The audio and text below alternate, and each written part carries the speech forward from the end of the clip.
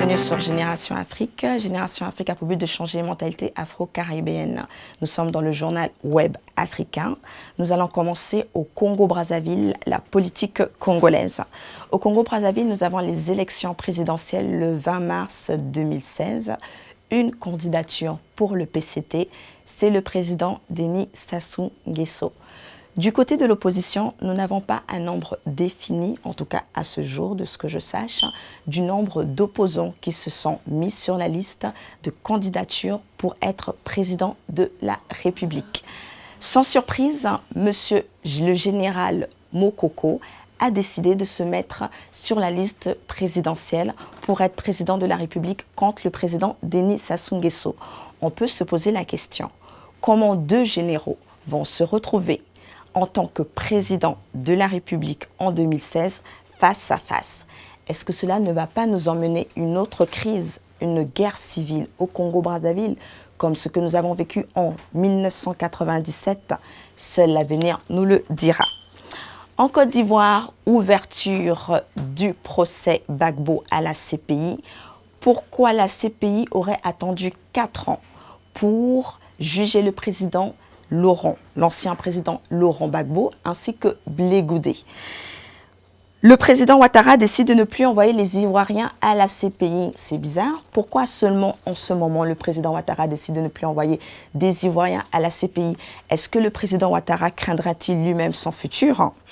Toujours en parlant de la CPI, les États africains ne veulent plus faire partie de la CPI. Les Africains considèrent que seuls les Africains sont jugés à la CPI. Pourquoi d'autres pays africains, pourquoi d'autres pays du monde ne seraient pas jugés à la CPI? Selon l'analyse du journal Le Monde, les Africains ne voudraient plus faire partie de la CPI pour protéger des criminels. Chose bizarre, selon cette analyse du journal Le Monde, ce serait basé comme exemple de la RDC et du Burundi. La RDC et le Burundi ont des États très compliqués, la situation politique est très controversée et nous savons que la RDC est même complètement envahie. Alors pourquoi la madame du journal Le Monde nous expliquerait qu'aujourd'hui, que la CPI serait là pour protéger des criminels alors que les criminels sont clairement en liberté sous le mandat de la CPI? Au Tchad, le président tchadien Idriss Déby est devenu le président de l'Union africaine. Il félicite l'ancien président Robert Mugabe, qui est une forte figure emblématique. Robert Mugabe a apporté beaucoup de soutien. Robert Mugabe a été très vu, très plébiscité partout dans le monde. Toutefois, le président tchadien Idriss Déby regrette le fait que l'Union africaine n'ait pas plus d'actes concrets, notamment comme avoir une armée qui pourrait lutter contre les pays qui sont attaqués dans des zones sensibles.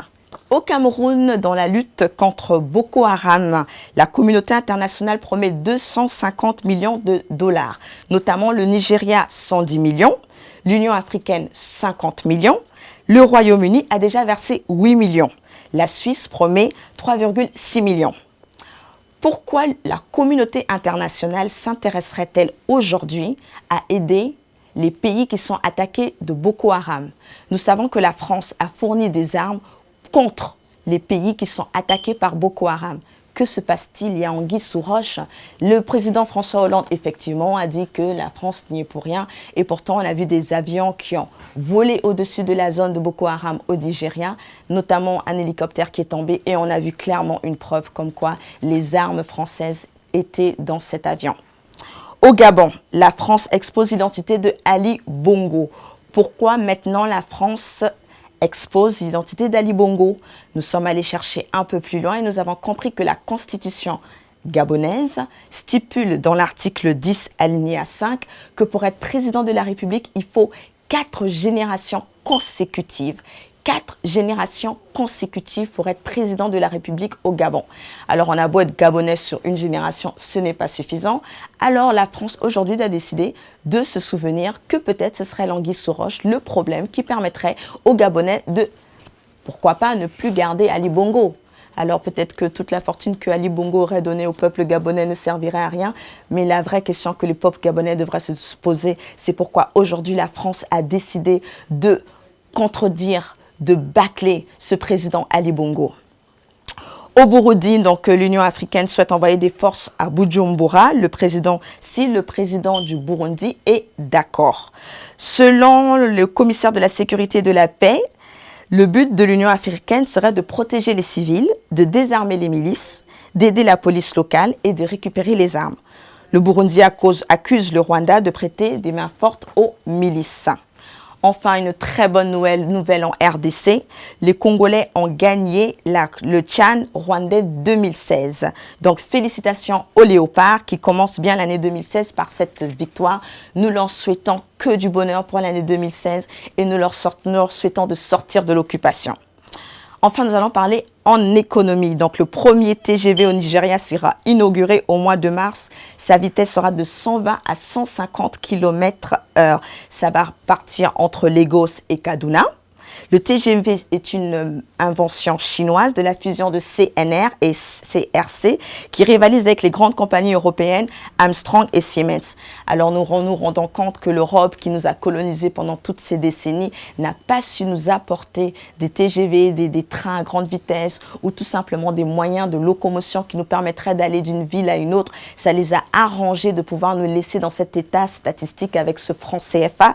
Mais aujourd'hui avec la Chine, nous voyons un essor, nous voyons une évolution. Toutefois, nous devons rester vigilants parce que la Chine souhaite aussi s'emparer de l'Afrique et nous savons que nous autres Africains, nous avons aussi des ingénieurs, nous avons des techniciens. Nous souhaitons aussi que nos ingénieurs travaillent pour nous.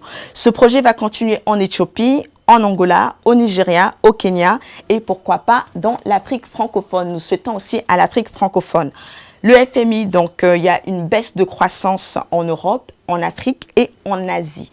Alors, pour 2015, c'est quand même assez surprenant que la Chine ait une baisse de croissance. Nous savons que la Chine n'a pas cessé d'avoir de hausse de croissance, mais en 2015, il y a eu une baisse de croissance.